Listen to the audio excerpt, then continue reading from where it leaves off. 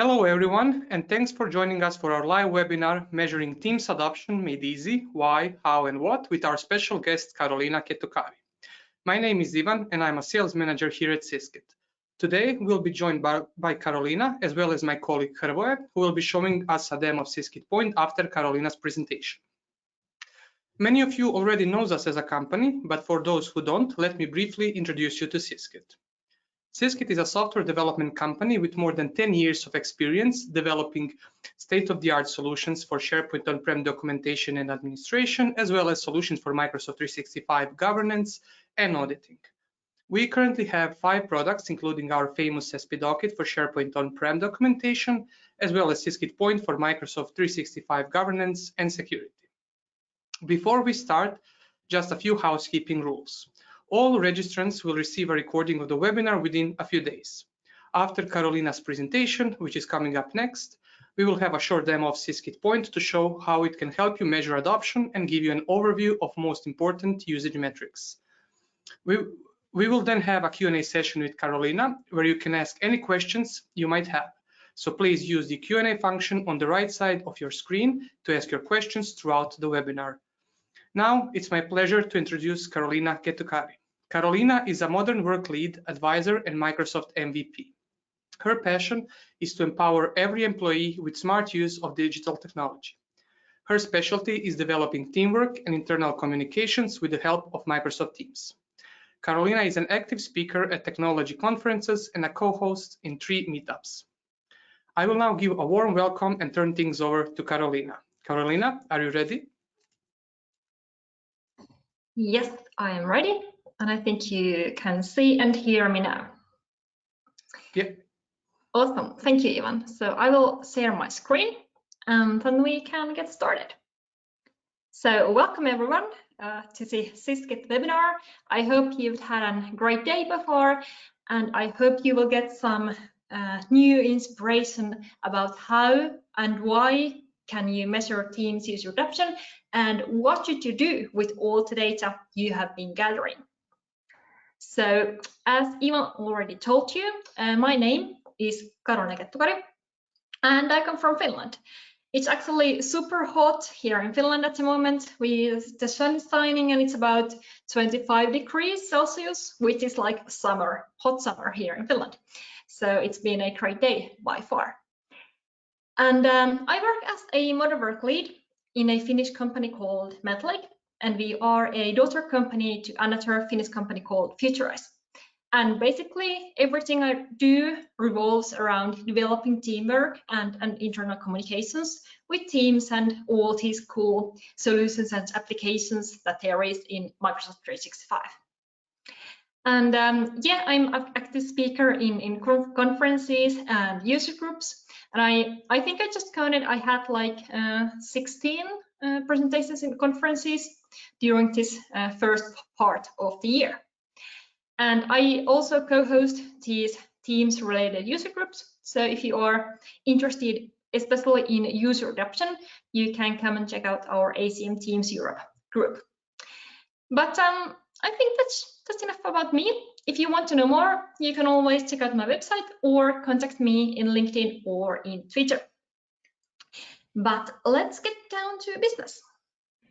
So in this presentation, I promise to tell you how can you make Teams adoption easy, or measuring Teams adoption easy.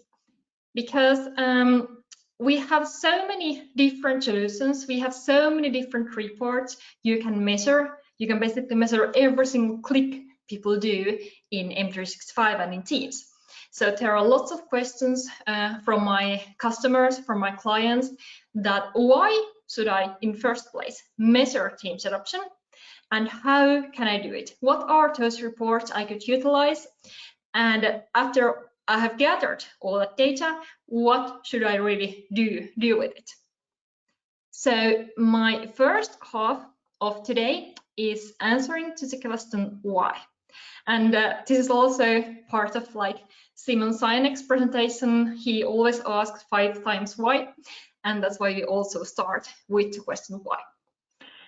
Because actually, wouldn't it be so much easier just to give licenses to users and just then take and just use whatever they want? Why should I care about are my users actually using Teams? Or why should I care about are they actually using all the different functionalities in Teams? And I think it all comes down to money, of course, in the first place. If you were with us in my presentation in the Syskit webinar in May, I told you some aspects of where the return on investment in Teams user adoption. And there might be some familiar slides in this presentation I already showed you in the previous one as well. But it's a super important topic that you are able to count some kind of return for your money, because Teams licenses take cost a lot. And of course, there are so many different applications and solutions inside M365, so you may want to utilize all those different aspects. And of course, it's not just about making every cent count, but it's also about leading with data. And I think the leading with data has been one of these mega trends of today. And when we are talking about measuring Teams adoption, we talk about it quite a lot. But then there seems to be not really lots of action around it. So you have all of these reports, but do you really know if they are useful?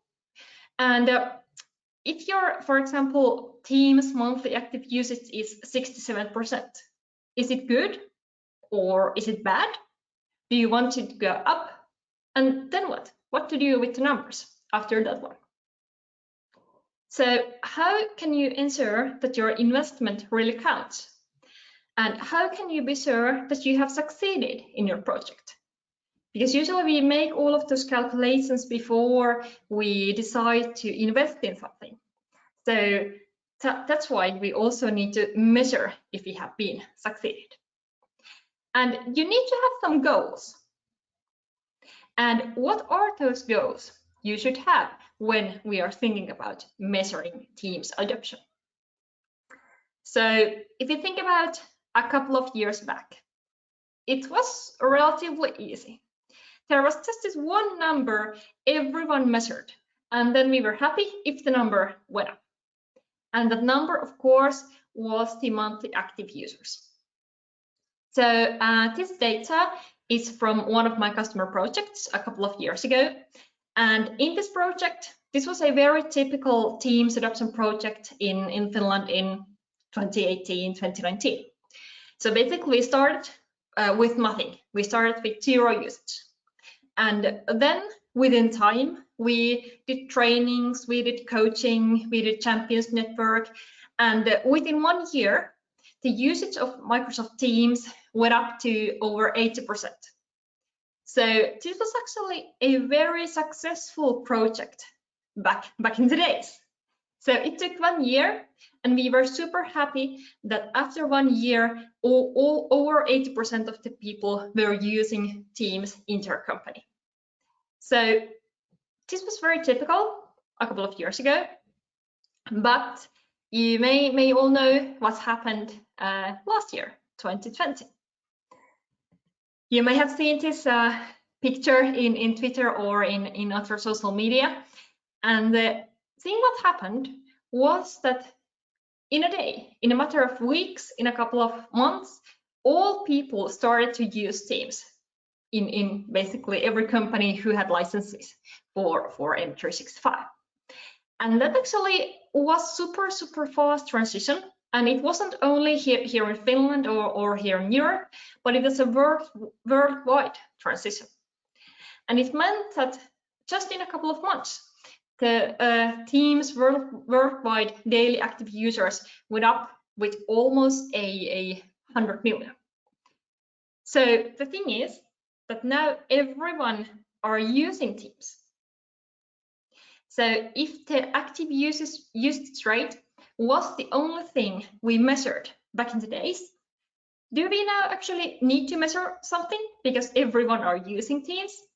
Or for example, do we need any user adoption? Do we need any training? Or is there any reason to budget money on Teams user adoption because everyone are using Teams? So this has been a huge change in the ways that how people have been using Teams before and how they're using it at the moment. And I think we maybe need new goals for our measurements. So in the world of employees, when I'm talking with my customers and clients, I always ask that, are you using Teams? And they always say, yes, I am using Teams. And then I'm super happy. I'm like, yes, awesome, good. Tell me what you are using in Teams, actually. And then they are saying, oh, I use meetings in Teams. And I use the chat functionality in Teams. And then maybe, yeah, I have like 50 teams in Teams, but I really have no idea what's going on in my 50 teams. And then when I ask about, for example, what about Planner? Are you using OneNote? What about Power Automate? People are like, nope, not using those. So actually the wrong question to ask is that, are people using Teams? Because they are using Teams. But there are better questions to measure if you are thinking about goals for your Teams user adoption. So I think not maybe right, but better questions to ask are, for example, are people using all the relevant applications? For example, Planner, OneNote, Power Apps in Teams. And are people using Teams effectively? Because I hear lots of this day-to-day murmur about, oh, I don't get all of these notifications in Teams, or I have this 50 teams in my Teams and I'm so lost with all of those. So that means people are really not happy with Teams. And if you're thinking about money, you can always think about licensing. For example, how many of our employees need E5 licensing? How many of our employees are good with E3 or maybe F3 licensing, so they are a bit cheaper, and then we can save money for when we update our licenses. So measuring Teams adoption with only are you using Teams metrics is not enough nowadays. There are better questions to ask. So now I hope we are on the same page about why should you measure Teams. It's because you have made an investment, you want to find return on your investment, and you want to also make sure that people are not only using Teams as a replacement for Skype, but also people are using Teams effectively, and they are happy with all the different possibilities it has to offer. And that actually takes us to our second section of today, which is how. So in the how section, I will show you and tell you about all the different ready-made reports you can find inside Teams or inside Teams Admin Center or Microsoft 365 Admin Center. I'm sure Syskit will also show you some additional reports you can utilize after my presentation. But I will go through the basic reports you have already in your Teams if you are an admin. And then we are going to talk about what should you really measure. So of course, there are like tens of different reports. It's not useful to follow those all. So what are the numbers that might be useful to measure, and what are those numbers that should be your goal when you're thinking about measuring Teams user adoption? So basically, Microsoft reports. We have several different ones in the Admin Center and also inside Teams. And we have the M365 Admin Center.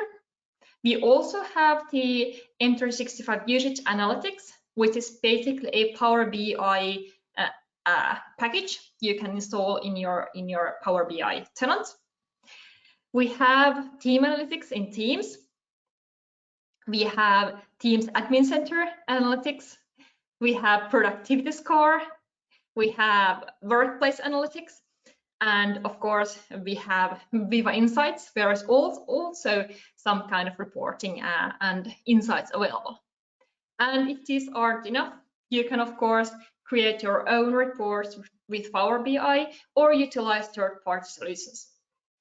And next, I will go through a short overview about these different types of reports, except the workplace analytics, because the workplace analytics requires an EA agreement, so enterprise agreement. So, and not many of the companies necessarily have that kind of agreement. But let's take a look about those other reports, where you can find them, and just get an overview what you can find in those reports. So I will jump into my demo team right here. And actually, let's go first to the M365 Admin Center.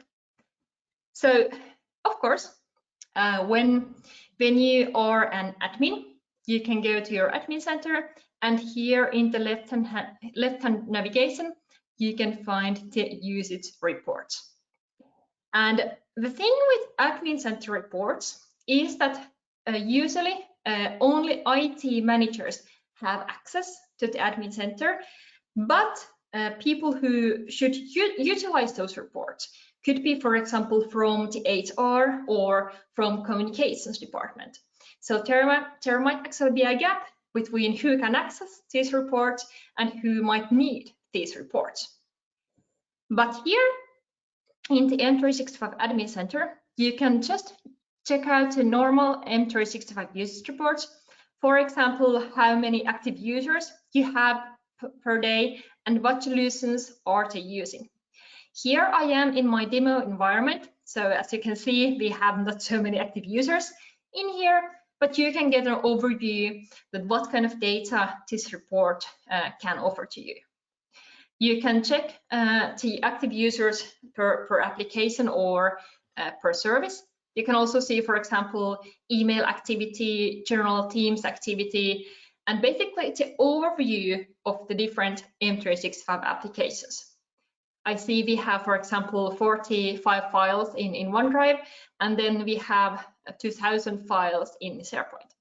And for example, this can be an interesting measurement if you want to emphasize teamwork and working together. Because if people are using OneDrive way more than they are using, for example, SharePoint, it might mean that people are working solely alone. But if you are using SharePoint more than OneDrive, then it might mean that people are actually collaborating together and sharing files more together in some common team or in some common place. Of course, you can't make super quick jump to decisions based on this data only, but this can give you an oversight of what might be the teamwork context inside your company.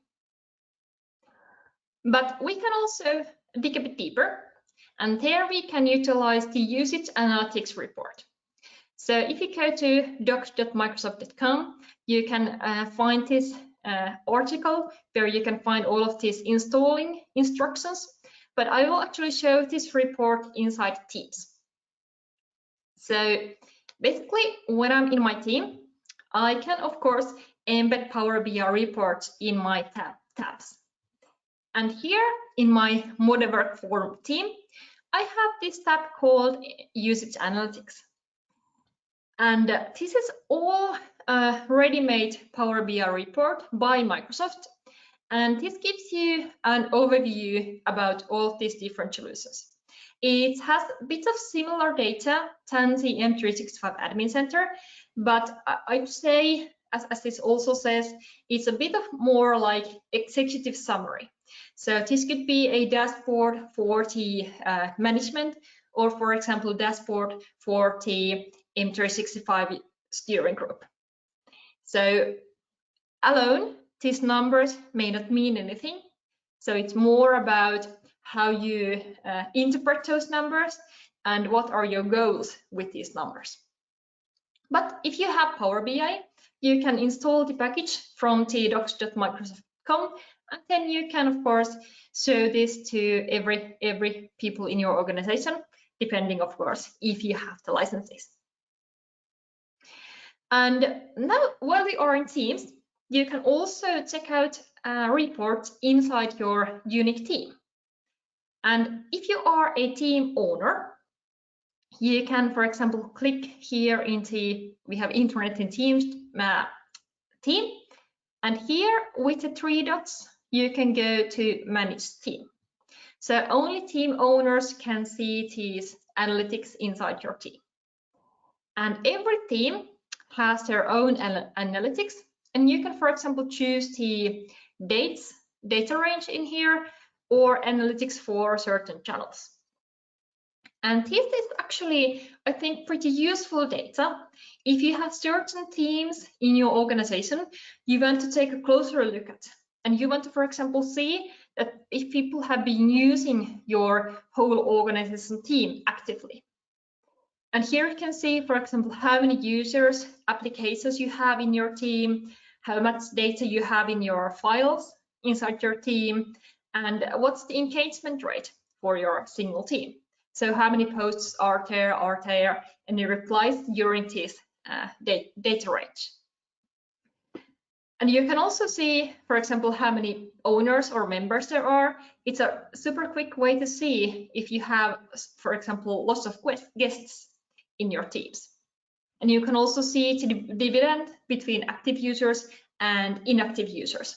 If you are thinking about how many people in my team are posting, commenting, reacting actively, and how many are just ghosts in your team, just following stuff, maybe reading stuff, but not writing anything in my team. So this can be very useful data for a single team or for a single owner. But when you want to see the whole data in your every team, it's time to go to the Teams Admin Center. So inside Teams, you can check out analytics for your single team. But when you want to take a look at the whole picture, then we go back to our browser and we go to our Teams Admin Center. And let's see, for some reason it wants me to sign in again. This is a nice surprise. Well, let's see if I can get there from here again. Oh, great. Okay, just a moment. I will find my password in here and then we can sign in. So let's take it here and paste it in here. And then I will just have to take my phone and authenticate, because MFA is super important. You always have to have MFA in your accounts. Cool. So now we are in Teams Admin Center. And when we think about Teams Admin Center, you can, yes, Skype for Business is being replaced, I know. Here in the left-hand side navigation, you have all of these different places you can go, but we are interested in this Analytics and Reports Center. And here you can go to Usage Reports. And here you can, for example, select a report and then select the data range. And here you can see reports about the whole team's usage, about user activity, also about app usage, which is super, super interesting for me at least. And if you have some kind of cool functionalities in Teams, you can always also take a look at those. But today we are focusing more on the Teams usage and applications usage. So I will take the Teams usage report and, for example, select the last 90 days. And you have maybe seen this, that you can select the last week, last month, or last 90 days. And this is the thing. If you are using these ready-made reports, they only collect the last 3 months of data. So if you want to know your real history, you actually have to make your own Power BI report and gather the data, or you have to utilize these third-party solutions. But these Microsoft reports only offer you the last 90 days of data, which is not that much if you want to follow the trend, for example, for Teams usage. But let's take the 90 days and let's run the report. When it's running, I can, of course, take it to Excel, modify it in there, maybe take it to Power BI if you want to. But here I can see, for example, what channels, how many messages I have given, or how many channels messages there are in channels or in posts. And here I can also see, for example, active teams and channels. You can see we have teams with no name in here. We have teams which are more active, and then we have teams which are not that active at all. Of course, this is just demo data, which are real data. This can see or be a bit different. But one thing I really like to take a look at in here is that if I have some teams that are not at all active, so if I have teams that haven't had any activity, for example, in 3 months or half a year, then I can check with the team owner that if they really need the team to something, or can we just maybe delete the whole team? Because inactive teams and teams are a very common problem. And if you have, or if you are a member in many inactive teams, it might be not that good for your user experience. But then the other report I want to show to you is the applications usage. Because when we are past the, let's say, the basics of Teams, so the basics of having meetings and chatting in Teams, we of course want to take a look at how we can extend Teams.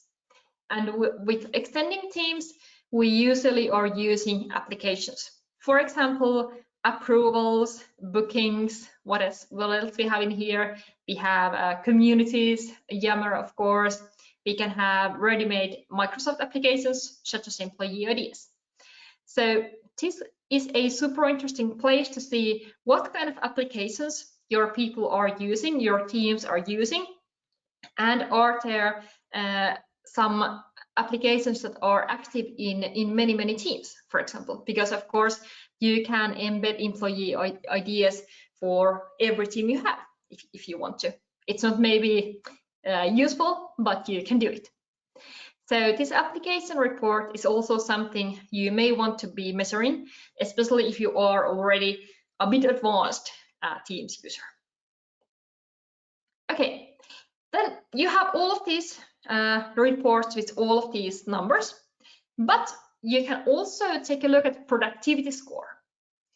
And productivity score, let's see if I can get there from here. Please don't throw me out. Cool, it works. So productivity score is a report that tries to give you an overview of your productivity as a company without going to without you have to look about all of those different numbers and reports. So basically it tries to visualize your productivity as a company.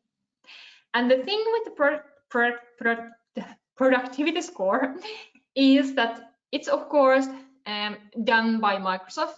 It's maybe a bit American way to measure things, but I think it has some very useful components. So it's not maybe useful to reinvent the wheel all the time if you want to think about what should you measure, but take a look at productivity score and take a look at what they are measuring in here and choose those things that may be relevant for your own company. For example, here you can see the total score. I'm not really a huge fan of the total score because it measures things that Microsoft sees as important in productivity, which may not be the same things I see important in our own company. But if you dig deeper, you can, for example, seek detailed reports about communication, meetings, and for example, content collaboration. And for example, here, I could check out the teamwork report in a bit more detail. And here you can, for example, see how much of your people are active and sharing in workspaces. So that's Microsoft Teams. And you can also see a little bit breakdown, for example, if people are active, are they sending emails or are they sending messages? Or if you just have those lurkers who are only creating or reading content. So this may be interesting things for you, but the same thing is with the productivity score as with any other report. It's not the pathway to happiness. You really have to know what they are measuring here, and you really have to know if this data is relevant for your company. So if you haven't checked out productivity score, I really recommend it. It's a pretty nice package, but just don't be fooled that it tells you the truth all the time. Take a bit of your own mindset when you're looking into that one. Cool. Then we have just last place is Viva Insights, and maybe you have already seen that if you go to your team, you can actually see the Insights application here in your team, and at the moment it doesn't give you that much insights at all. So basically here you can at the moment stay connected or think about how are you feeling. I'm feeling very happy, thank you, that's great. But in the future, Viva Insights will give you quite interesting data, not about are you using Teams, but about are people happy with using Teams and are people productive with using Teams. And that's something that's really interesting to see how it will develop in the future. I have a couple of these pictures because this isn't really available yet. But you can, for example, have this manager's view who tells you, for example, how your employees in your team are feeling or are doing at the moment. For example, if they are working all the time overtime, which is not that good sign. And then you also can see different employee experience reports based on, for example, are you having strong cohesion in your team? So are people really doing teamwork inside your team? And then you can also have these manager well-being reports where you can have, for example, study if you have any kind of relationship between employee well-being and how well they are being collaborating and communicating inside teams. So I think this is super interesting report. And if you're thinking about measuring Teams adoption, you should also think about measuring the employee experience and well-being in Teams. And I think the Viva Insights will bring lots of new things to measuring those things in the future when they are finally arriving. I hope soon, I don't know. Cool. So let's get back to our presentation. And yes, we have all of those reports and we have all of those numbers. But as I said, it's not just all about the numbers, but it's also about the qualitative data. It's not only about the quantitative reports you can collect and pile up in your Excel or in Power BI, but it's also about the employee experience. And you can utilize this productivity score or the Viva Insights for that. But of course, you can also have your own polls and your own questionnaires. And if you want to, for example, ask if people are happy with using Teams or are people frustrated in using Teams, you could make it super easy. For example, embedding some forms with Power Automate into Teams, so that every week you will get this notification or pop up in your team, which just asks you to fill up this short questionnaire.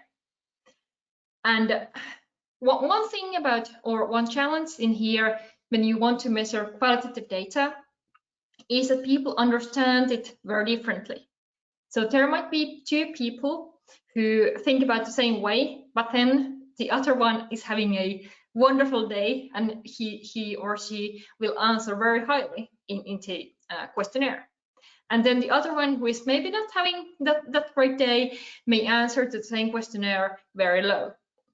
So there's always this thinking process needed when you want to measure qualitative data.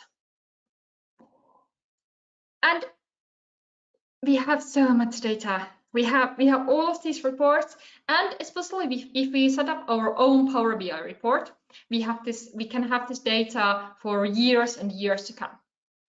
So what things should you really measure?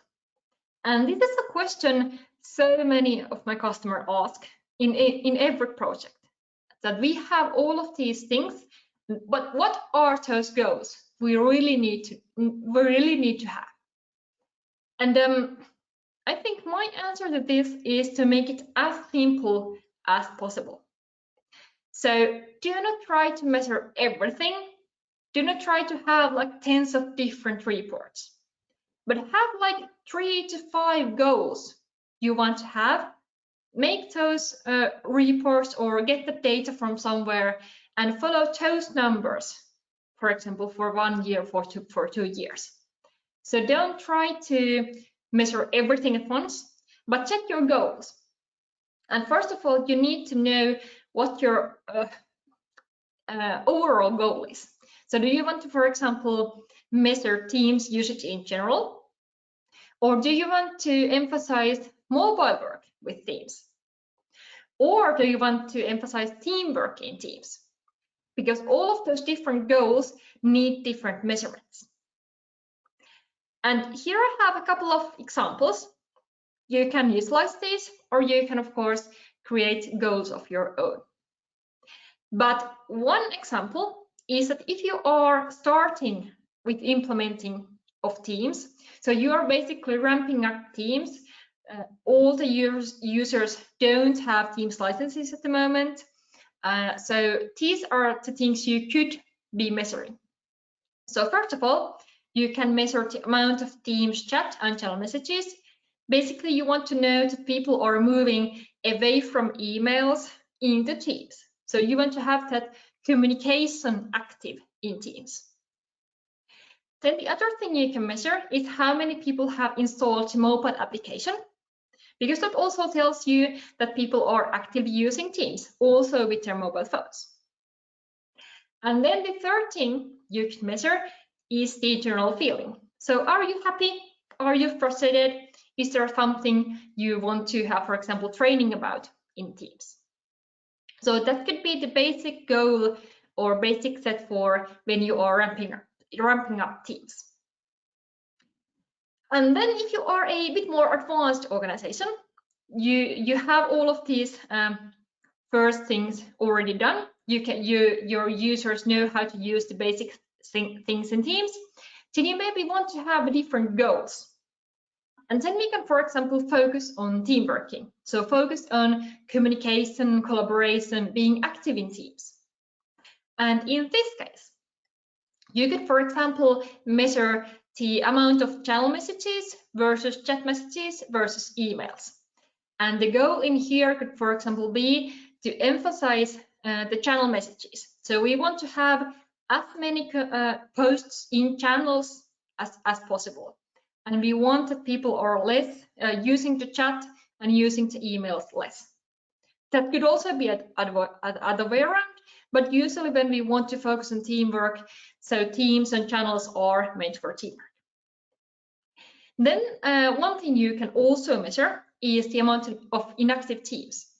As I said when we were talking about the reports in the admin center, if you have teams that haven't had any usage for 3 months, 6 months, whatever, those are basically not useful teams.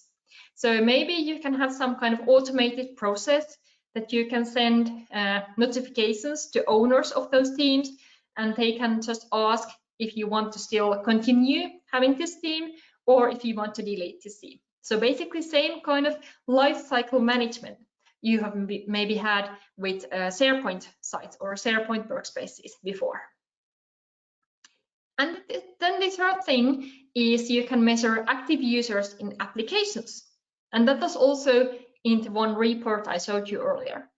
So you can measure how many applications you have in your teams and how much of those applications are really active. Because usually when lots of users are using applications actively, it means they are finding them useful and they are finding that their work is maybe easier when they are using Teams. Cool. Now we are getting to the near of the end of our presentation today, but the last thing I really want to talk about is what. And it isn't enough if we have those reports, and it isn't enough if we have those goals, because we need to have something that goes through all of those reports, all of those goals, and decides about the measures and actions based on those goals. You may have seen the sentence so many times that Teams adoption is not a project, but it's a journey, it's a continuous development process. And it takes not only IT, but it should also include communications, HR, maybe some business owners. And the one thing we have used a lot in my own projects has been this kind of modern work forum, which can be steering group, it can be part of champions group in your company, or it can be kind of a continuous project team for modern work for teams in your organization. And I have here one example how you can make up this modern work forum and what kind of actions you can do with it. So basically, it should have attendees from across the organization. And the goal for this forum is to really take a look at those reports and the data and have this kind of continuous development process or continuous development roadmap. And then make sure that, for example, if we have the goal that we want to emphasize applications used in Teams. So what happens when the rates of applications go down? Do we want to offer, for example, trainings for our employees, or are they going down because we have summer holidays during the summer? So the task for the Modern Work Forum is to find out those reasons behind those numbers and think about what happens next. What can we do with data? And you can have all of kinds of monthly meetings, quarterly meetings, but it's important that when you have those goals, when you are measuring your Teams adoption, you really do something with the data. And you need a bigger group for all of that. And that, for example, can be the Modern Work Forum. Awesome. So here we are at the end of my presentation. Thank you so much for watching this. And I think now it's time for some presentation demo. Well, thanks, Karoliina, for the great presentation. And as a kind reminder for everyone, if you have any questions for Karoliina, feel free to submit them using the Q&A function. But before that, we're going to turn things over to Syskit's product development lead in innovation, Hrvoje, for a quick demo on how Syskit Point helps you measure adoption in your environment. So Hrvoje, are you ready? Yeah, I'm ready. I'm just going to show you my screen now. And hopefully you can see it right now, right? Okay. No, so not yet. Hrvoje, we can only see you. Okay. Yeah, now we can see it. Now? Okay, great. So yeah, let's start. So first of all, thank you all for coming, and thank you, Karoliina, for a nice presentation on what we should do with the Microsoft Teams adoptions and analytics. So I'm gonna show you today how Syskit Point can help you measure your adoption for Microsoft Teams, and also how you can see some of the most important usage analytics for the Microsoft Teams adoptions. So the Syskit Point is a comprehensive Office 365 governance solution created for admins and for business owners as well. You can use Syskit Point to see the Microsoft 365 inventory, to do some access reporting, to do some governance policy enforcement, and you can also have a complete lifecycle management of Microsoft Teams and SharePoint sites in the Microsoft 365 ecosystem. So for today's demo, I'm going to more focus on the Microsoft Teams and what we can see and do about the adoption and usage. So here we are at our home screen in the Syskit Point, and I'm going to go into the Microsoft Teams and Groups section. And here I have the list of all my Office 365 groups and Microsoft Teams, and I'm just gonna select all my teams. So this is basically your look for your admin. So for example, something that you can see in the Microsoft Teams Admin Center, but you can see it here in our solution, and we have a lot of cool data here to show you. So you get a basic information about your team. Is it a private? How many members? How many owners? And also how many guest users do you have in each of these teams? And what I like here the most is this activity bar here, where I can sort on it. So I can see all my active and all my non-active teams, and also I can filter on it, which is maybe even a better thing to see all my inactive teams. So the other thing that I can do as an admin, and I'm looking at this, I can configure tenant-wide alerts, and this is going to allow me to get a better sense on how many people are creating teams in my organization. So for example, if we are past the ramp-up phase, like Karoliina mentioned, maybe I don't want my users to create a team every other day because we have enough teams already in our environment, and this is where something like this alert can help you, because we can alert you every time a new team is created. So, but what about these teams that are non-active? So what are our options there inside of the Syskit Point? So there's a couple of cool great options here. So we can ask our owners, so we can delegate this responsibility to the owners of this team to maybe just go once over this team, and maybe they can see if this team is still needed, because if there's no activity here, maybe that team we can safely delete it and maybe have a better user experience. So this is something that you can do with Syskit Point. And so, yeah, but let's see if I go here to my favorite Q&A team. I'm going to show you all the data that we collect on the in the Syskit Point. So basically, you have all your members or your owners here, and then you also have these guest users, so you can better get an idea of how many guest users do you have inside of your teams. And then you can also see the list of your channels. And important thing to note here, we fully support private channels, and you can see if I click here in my private channel, I get a quick view of who members of my private team channel are in this team. So if I go back here, then I can go back into what we were discussing today, more about the activity inside of this team. So I have my basic teams activity, which is telling me how many of my channels are active, how many messages are there, and what's the percentage of active users in my team. And this is really important data. So for example, this is demo environment, and everybody is happy to send some data. But in real life situations, maybe you see some smaller amount of users here.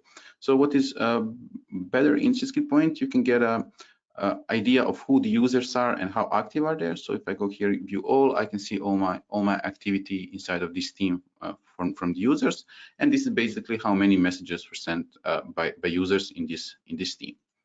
So this is also something that is great. But then there's also this part of we call it the site activity, but this is more about the SharePoint and more about this document activity that people are having in the Microsoft Teams.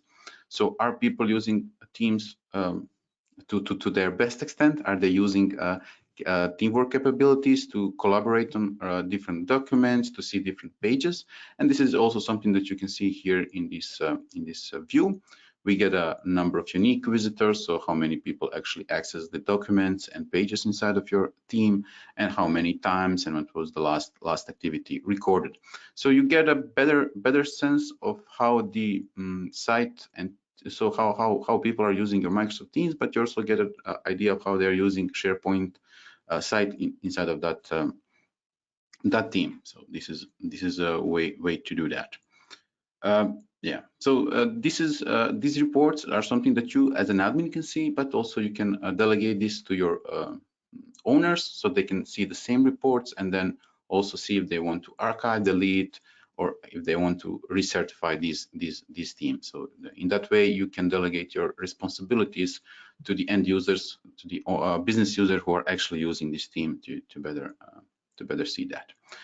So this is one way to see all of this. There's another way inside of Syskit Point to better understand how people are using your teams. So here, if I go back to our dashboards, I get a similar, so I have 29 Microsoft Teams as well. Similar view here, but it's just an inventory of everything inside of my tenant. So for example, in this case, I'm a global admin signed into Teams, into Syskit Point. But if I was a business user, I would only see everything that is that I'm owner of. So all the Microsoft Teams, or the groups around the sites that I'm owner of, and all the licenses and stuff like that. So you get a good overview of what is happening here. So as you can see, there is a Microsoft Teams tab here. And if I go back to it, I'm going to get a overview of what is happening inside my team. So this is a different view, I would say. So I can see when my users are most active. So as I can see, Sunday and Saturday are not non-working days and nobody's messaging there. But I get cool looking reports like these. So who are my top most active users inside of a team? So who've been chatting the most? What are the teams that are most chatting, and what are the channels we have the most activity? So they usually are just general, but if I go here, drill down into view all, I can get a sense from which team this general is actually there. So I get these cool looking reports that are giving me an idea of how many people are using my teams. So as Karoliina already showed you, for these kind of reports from the admin center, you can only go back 90 days. So in our solution currently, you can go up to 1 year, but it's going to be expanded in the future version. So let's just see how it looks in the last 6 months. We see that the number of messages rose quickly, but you get the same kind of report. And this is going to help you to just stay on top of it. So the other thing that is really important on this screen is this ratio between public and private messages. So how are people actually using Teams? So for example, in my demo environment, more people are posting to the Teams and less people are talking between themselves. But usually what we see in our production is that people are actually using more private messages and less public messages. And maybe this is something that you want, but maybe this is something that you do not want, because there are a lot of knowledge can be lost in these private messages that nobody can access anymore, and stuff like that. So it's really important to see how people are using, and maybe then have some kind of reaction to that, and maybe some education. If I go here to our adoption tab, here I get the adoption. So this is so this is last 6 months. This is good. So this is basically what Karoliina showed us already. These are the reports that you can build and see the number of active users over time, and then see the departments that are using and how are they using different workloads. So for example, are they using SharePoint? Are they using Microsoft Teams? Or are they using Microsoft Teams to have meetings inside of there? So, and then we also get the most the user champion and department champion, so the people and departments that are using the most this feature. So in this default view, we show it to you by department, and I can also show it by users. So this is also my demo environment, and I only have these I would say seven licensed users, but you can get a list of all the users that have a license to Microsoft Teams, and then see how are they using it. So this is a nice way to see how the things are changing over time. So for example, in the last year, you can see steady rise or steady fall of adoption for each and every of these workloads. So this is also something cool. And let me jump just to show you some kind of reports when we talk about how people are actually working together. Syskit Point can help you just to see how are they engaged and how are they and who is communicating with who. So if I go here to my conversation interactions report, which is nice, and if I select marketing and sales department to just see how are they interacting and select last 6 months, I'm gonna get a view of people and how are they collaborating. So as we can see, there's a lot of people are communicating between marketing and the sales department, but 2 people from my marketing team are not communicating with anybody else over Microsoft Teams. So maybe this is something where there can be additional reactions or some kind of education that you can do for these people, and the importance of, I know, collaborating in this world where Microsoft Teams is our main platform to collaborate, to talk. And this is the same thing that we can do also with the meetings interaction. So if I go here to my marketing and sales, and I can see in the last 6 months how they been having meetings. So as we can see, it's basically the same. So Victoria and Bruce are not communicating that much with the other people. So you can get a better idea of how people, who are the people that are interacting and who are maybe bottlenecks for some kind of information, as we can see here, John Wick or Diana or something like that. So you can get a lot of these important matrices here. So this is I'm just going to jump here into Microsoft Teams. As I've already shown you, there's a lot of these reports in the in Syskit Point, and these are just a couple of those that can help you tackle your Microsoft Teams adoption metrics to better track it across time. So yeah, that would be all from me. Thank you, and I'm just going to jump back to Ivan to see if we have any questions. Yeah, thanks, Hrvoje, for the excellent presentation. Now it's time for the Q&A session with Karoliina. So please feel free to ask anything using the Q&A function. So Karoliina, are you ready? Yes, I am ready. Yeah. So I really liked how Bruce Willis was the most active poster in one of those reports. Definitely. So I have a question for you, Karoliina, here. So what are the top 5 adoption metrics every company should track? Oh, that's a good one. That's a bad one. I think top 5 should really be about what's the top line goal you have. So are you just ramping up Teams, or if you are already having lots of Teams usage and then you want to, for example, focus on teamwork. But active usage in Teams is, of course, one super simple thing you can measure. And then I think amount of inactive teams, so about Teams life cycle, could be also one thing. And then it's more about what you want to emphasize. Do you want to have more people communicating in Teams channels? Then you should measure about channel messages versus chat messages. Or if you want to, for example, emphasize people working together with documents in SharePoint and in Teams versus documents in OneDrive, then that could be something you should measure. Yeah. Well, thank you for that answer. One additional question for you is, what is the biggest mistake one can make when trying to get users to use new technologies, in this example, Teams? I think the biggest mistake is just to say that, hey, you have a license, go and use it. Because then you're stuck with the Teams as a replacement for Skype functionalities. And then you will lose all the money you pay in licenses, because Teams has all the different applications as well. So I think the biggest mistake is not to have any kind of user adoption program. Yeah, I agree. And the last one, since we are almost out of time, is who is responsible inside the company for proper change management and knowledge sharing when it comes to driving adoption? Oh, I love this question. Excellent question. So actually, I think there should be a separate role for that. So there should be some kind of productivity officer or productivity manager who would be responsible for that.